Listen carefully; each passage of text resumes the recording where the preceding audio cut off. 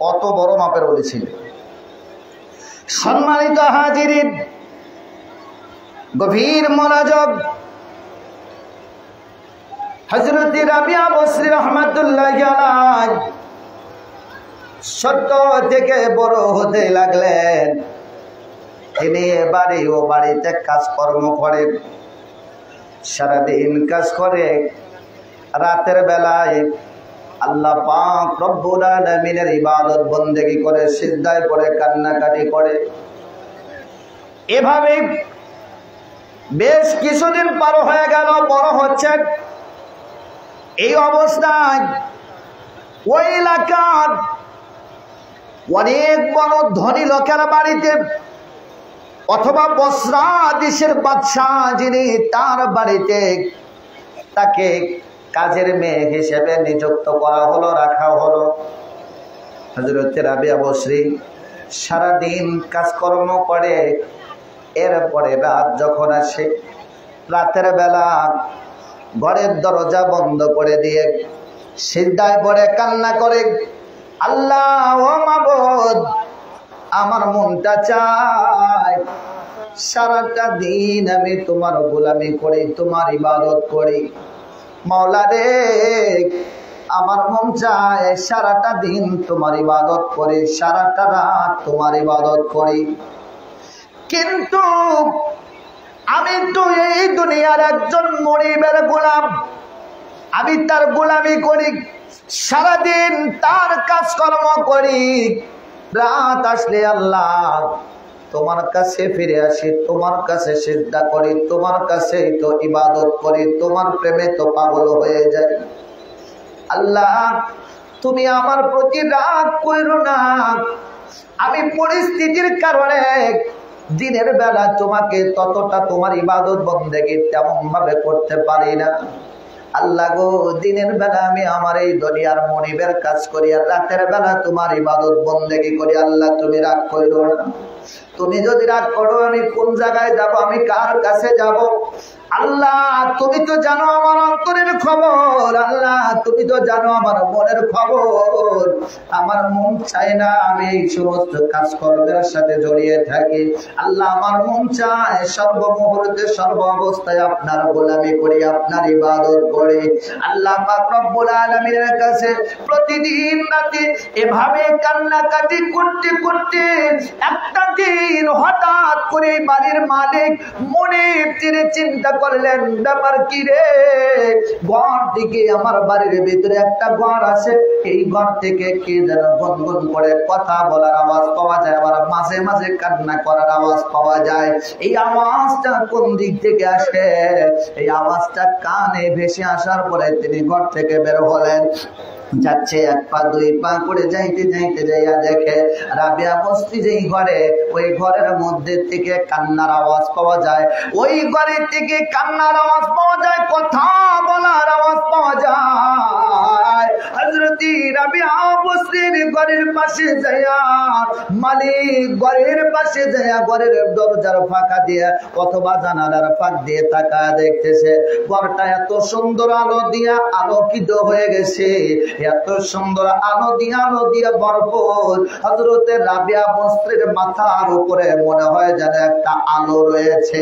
এই আলোটা আলো দিচ্ছে, গোটা ঘরটা আলো দিয়ে ভরপুর হয়ে গেছে। কিন্তু রাবিয়া বসরি কখনো মুনাজাতের মধ্যে কান্নাকাটি করতেছে, কখনো সিজদায় পড়ে কান্না করে। রাবিয়া বসরি ডেকে বলে, মালিক, সারাদিন তোমার গোলামি করতে পারি না। আল্লাহ গো মালিক, তুমি তো আমার মালিক, আমার মন চায় সারাদিন তোমার ইবাদত করে, সারাদিন তোমারই স্মরণ করে, সারাদিন তোমার প্রেমে পাগল হয়ে থাকি। ও মালিক, দিনের বেলা তো পারি না, রাতের বেলা তোমার কাছে আসে।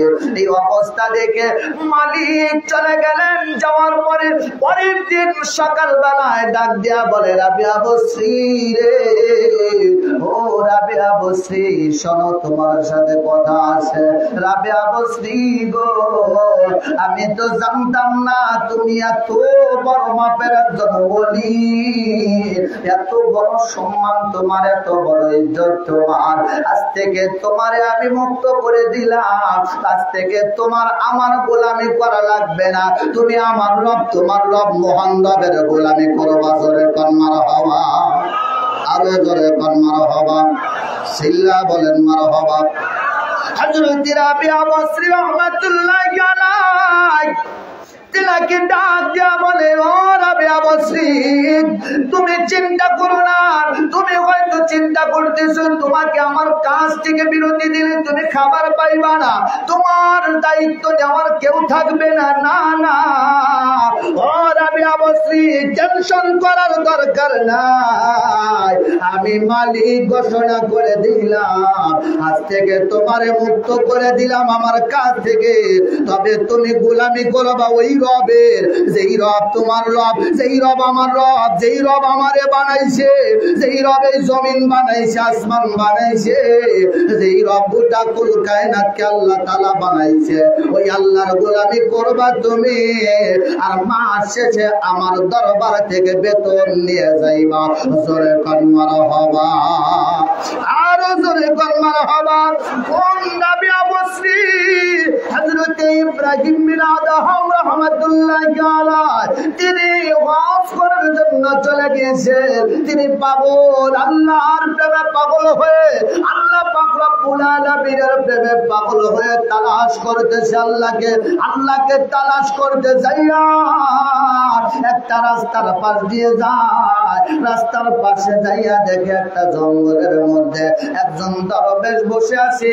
এই দরবেশের কাছে যাইয়া বলে, আপনি কে, আপনার পরিচয় কি, আপনি একা একা নিরিবিলি কি করেন? বলে, আমি আল্লাহর ইবাদত করি, আমি আল্লাহর গোলামি করি, আমি আল্লাহর দাসত্ব করি। বলে, আপনার খাবার কে দেয়? বলে, আমার খাবারটা এই দুনিয়ার কোন মানুষ দেয় না, আমার এই খাবারটা আছে আসমান থেকে, আল্লাহ পাক রব্বুল আলামিন পাঠিয়ে দেয়। জোরে কোন মারহাবা, আরো জোরে কোন মারহাবা।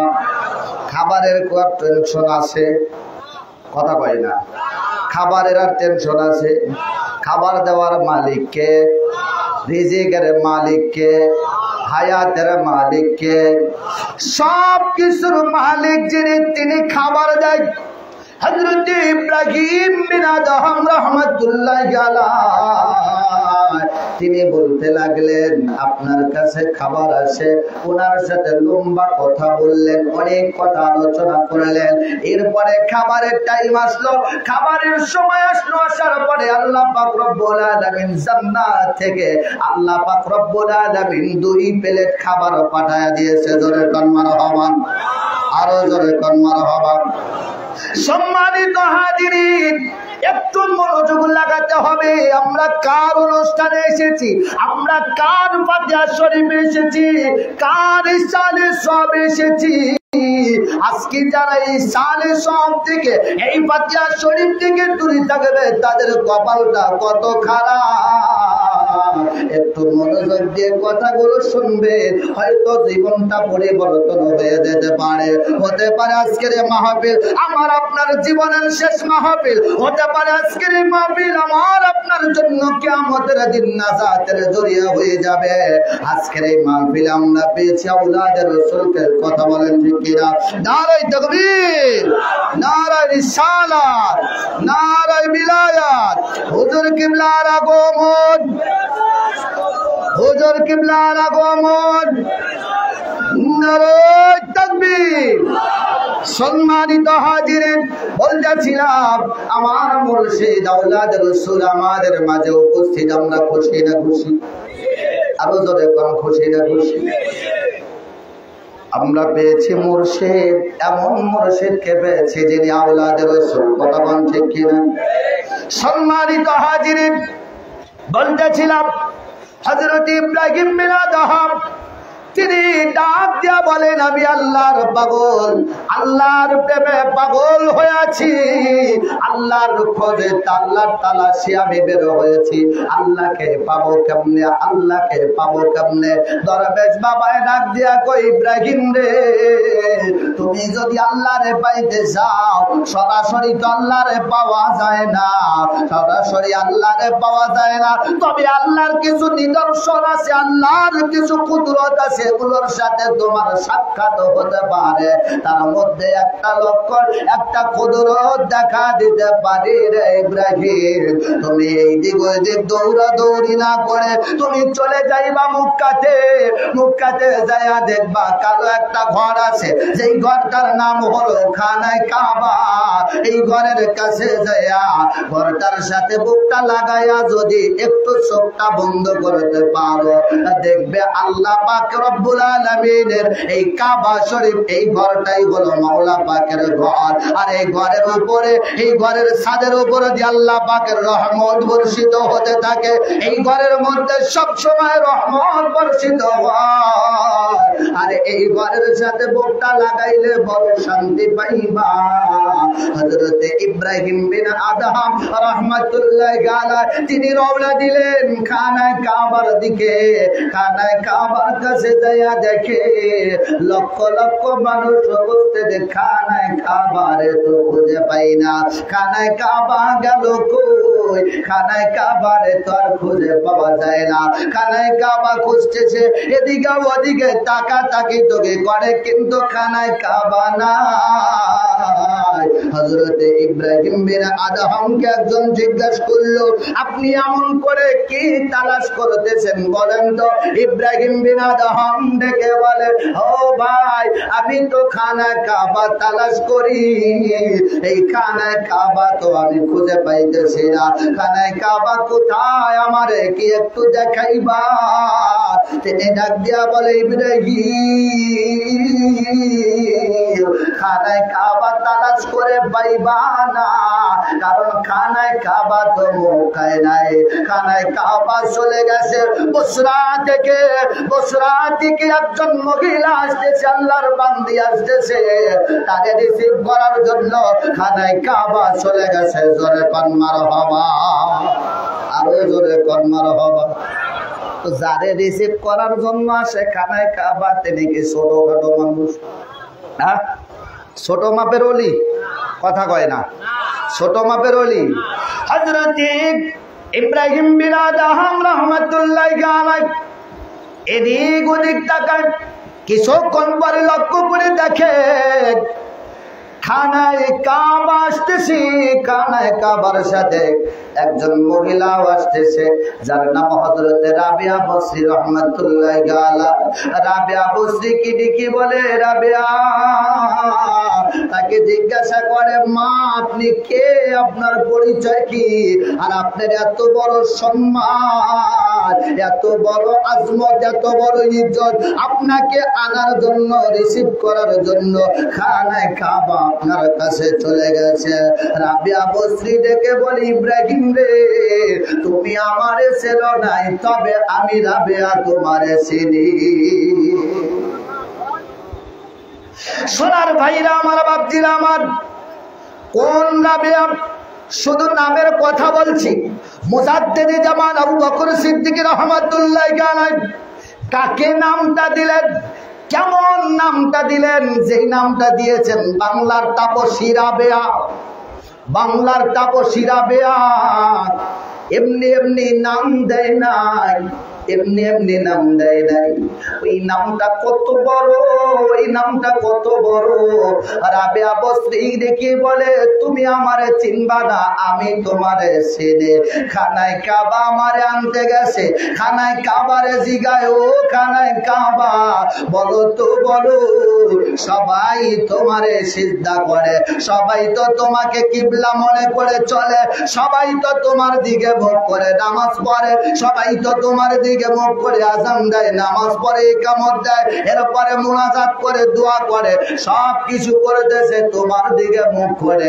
কিন্তু তোমার কাছে আমার একটা কথা জানার ইচ্ছা হয় রে কানায় কাবা, বলো তো দেখি সবার কিবলা যদি তুমি হও, তোমার কি কোন কিবলা আছে? সম্মানিত হাজিরিন, আমাদের কিবলা কোনটা? কথা কয় না। আমাদের কিবলা কোনটা? আমরা ইশারের নামাজ পড়ছি না, কোন দিকে মুখ করে? কথা কর না, কোন দিকে মুখ করে? পশ্চিম দিকে, ঠিক কিনা? কেন? পশ্চিমে কাবা আছে, ঠিক কিনা? তো কাবা শরীফের পশ্চিমে যারা আছে তারা পূর্ব দিকে মুখ করে নামাজ পড়ে, আবার যারা দক্ষিণে আছে তারা উত্তর দিকে মুখ করে নামাজ পড়ে, যারা উত্তরে আছে তারা দক্ষিণ দিকে মুখ করে নামাজ পড়ে, ঠিক কিনা? হ্যাঁ, কথা বলেন ঠিক কিনা? তো খানায় কাবা, এখন খানায় কাবা তো ইবাদতের কিবলা, কথা কোন ঠিক কিনা? দুয়ার কিবলা কোনটা? কথা কয় না। দোয়া করব কোন দিকে হয়ে? হ্যাঁ হ্যাঁ, দোয়ার কিবলা আরশ। দোয়ার কিবলা কোন দিকে? দোয়াটা করার সময় হাত কোন দিকে তুলি? হাত কোন দিকে তুলি? উপরের দিকে না এরকম? কথা কয় না। উপরের দিকে না এইদিকে এরকম? হ্যাঁ, উপরের দিকে না? উপরের দিকে। তাও আবার বলা হয় যে সিনা বরাবর তুলবেন।